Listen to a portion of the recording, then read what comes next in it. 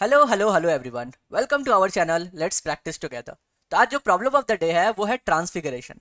क्या कह रहा है कि प्रोफेसर बैगोनल टीचेस ट्रांसफिगरेशन एट हॉगवर्ट्स। तो आपको पता है हॉगवर्ट्स यूनिवर्सिटी जो है हैरी पॉटर में।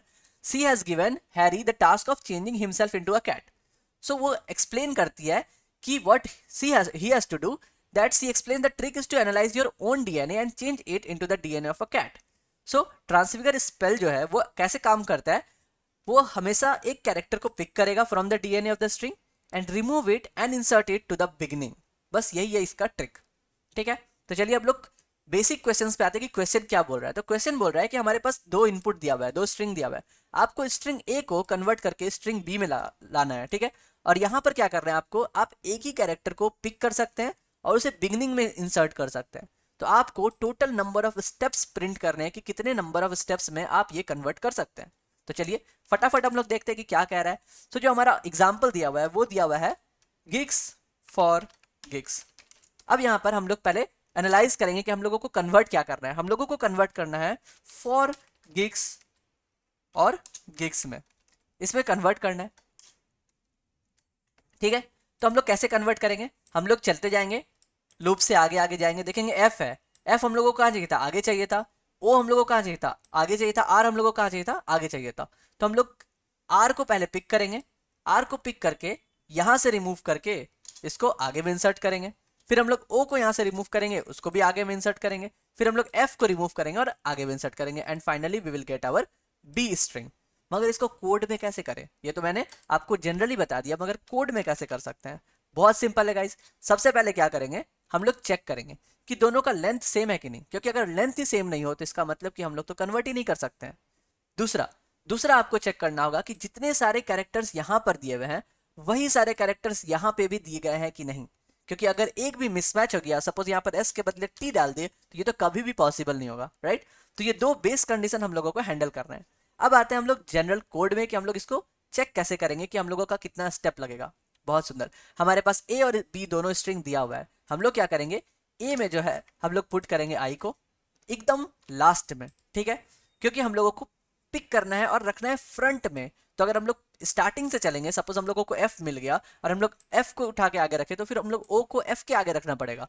इसीलिए जो है ये कंडीशन हम लोग पीछे से चलाएंगे। ठीक है, और जो दूसरा लूप चलेगा, जे जो है हमारा दूसरा काउंटर जो है वो इसमें रहेगा स्ट्रिंग बी में। अब हम लोग सिंपली चेक करेंगे कि क्या आई और जे ये दोनों सेम है। अगर सेम है तो भैया कोई दिक्कत नहीं है, आप दोनों को आगे मूव कर दो। तो हम लोग जे को भी आगे मूव कर दिए के पास, और यहाँ जो आई है उसको भी हम लोग मूव कर दिए के पास। फिर हमारा सेम है के और के। सिमिलरली हम लोग ई सेम है, ई सेम है, जी सेम है। कहाँ पर मिसमैच होगा, एफ और एस में। तो जब हमारे पास एफ यहाँ पर आर आ जाएगा और हमारा जे जो है वो एस के सामने आ जाएगा, तब हमारा आएगा मिसमैच। अब यहाँ पर हम लोगों को क्या करना है, यहाँ पर सिंपली मूव करना है कि देखिए हमारा कंडीशन क्या आ गया कि हमारा जो स्ट्रिंग है और जो कैरेक्टर है आइथ पोजीशन पे ए का और जो जेथ पोजीशन पे बी का वो मिसमैच कर गया है। तो इस केस में हम लोग बोलेंगे कि हमारा जो काउंटर था, जो हम लोग चेक कर रहे थे ना, उसको हम लोग कर देंगे इंक्रीज।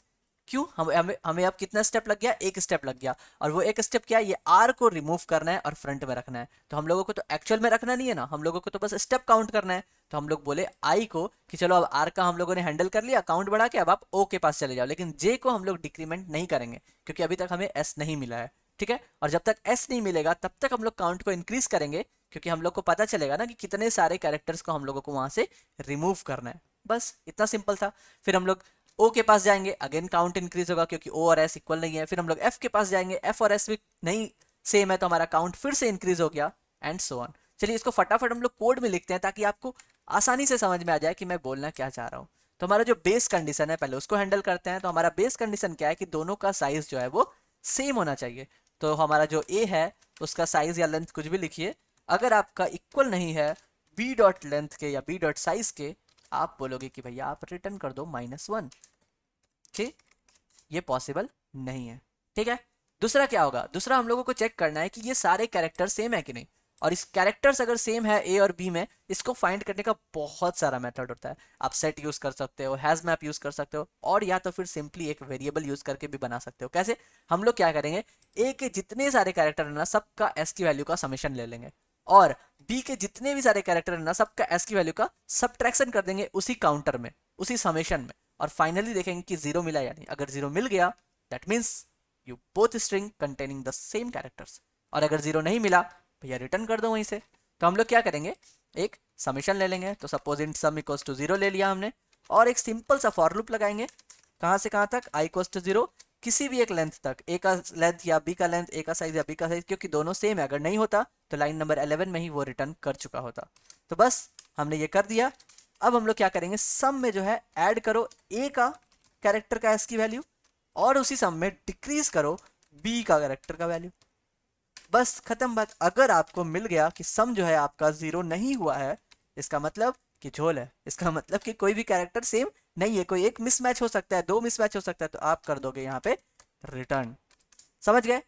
अब आते हैं हम लोग इस वाले कंडीशन में कि अगर हमारा सब कुछ सही है, that means it is possible to convert. Now you have to calculate the total steps. तो हम लोग क्या करेंगे, इंट स्टेप इक्वल्स टू 0 एक डिफाइन कर लेंगे, और हम लोग लेंथ लेना है। तो हम लोग आई कहाँ से शुरू करेंगे, पीछे से शुरू करना है, जे कहाँ से शुरू करना है, पीछे से शुरू करना है। तो हम लोग आई और जे दोनों को डिफाइन कर लेते हैं। आई जो हो जाएगा हमारा ए डॉट लेंथ या ए डॉट साइज ले लेंगे, और जो है इंट जे जो है वो भी हमारा हो जाएगा बी डॉट लेंथ। बढ़िया। अब हम लोग कहाँ चलेंगे, वाइल लूप चलाएंगे कि जब तक हमारा आई जो है वो 0 ना हो जाए, या फिर जे, दोनों में से कोई भी अगर हमारा फ्रंट में आ जाता है, हम लोग लूप को वहीं पे एंड कर देंगे। तो हमारा कंडीशन हो जाएगा कि while I is greater than 0 and J is greater than 0। I hope कि आपको ये कंडीशन समझ में आया होगा। अब बहुत ही सिंपल है कि हम लोग चेक करेंगे कि अगर दोनों के पास जो भी कैरेक्टर है वो सेम है या नहीं है। अगर आपका ए ऑफ आई बी ऑफ जे दोनों सेम है, क्या करना है, सिंपल आई को डिक्रीज एंड जे को डिक्रीज, और एल्स अगर हमें एक भी मिसमैच मिला, हमारा स्टेप जो है वो इंक्रीज हो जाएगा। और अब बताइए किसको डिक्रीज करना है, आई को या जे को। सिंपली आई को डिक्रीज करना है, क्योंकि हम लोगों को उसी को पिक करके आगे रखना है। तो बस आई माइनस माइनस खत्म। इतना ही सा सिंपल सा आंसर था इसका। और हम लोग यहाँ से रिटर्न क्या करेंगे, हमारे जो भी स्टेप बना उसको हम लोग कर देंगे रिटर्न। चलिए कंपाइल एंड रन करते हैं, यहाँ पे देखते हैं। बहुत ही सिंपल था। अगर आपको ये लॉजिक समझ में आया, आप इसके बेसिस पे बहुत सारे क्वेश्चन बना सकते हैं, क्योंकि ये तो एक एप्लीकेशन था इसका। ठीक है, तो चलिए हम लोग सबमिट करते हैं and let's see 260 test cases and everyone has been passed successfully. So thank you so much guys. कल फिर मिलते हैं हम लोग नए प्रॉब्लम ऑफ द डे के क्वेश्चन के साथ। Bye bye, stay blessed, stay safe and keep coding.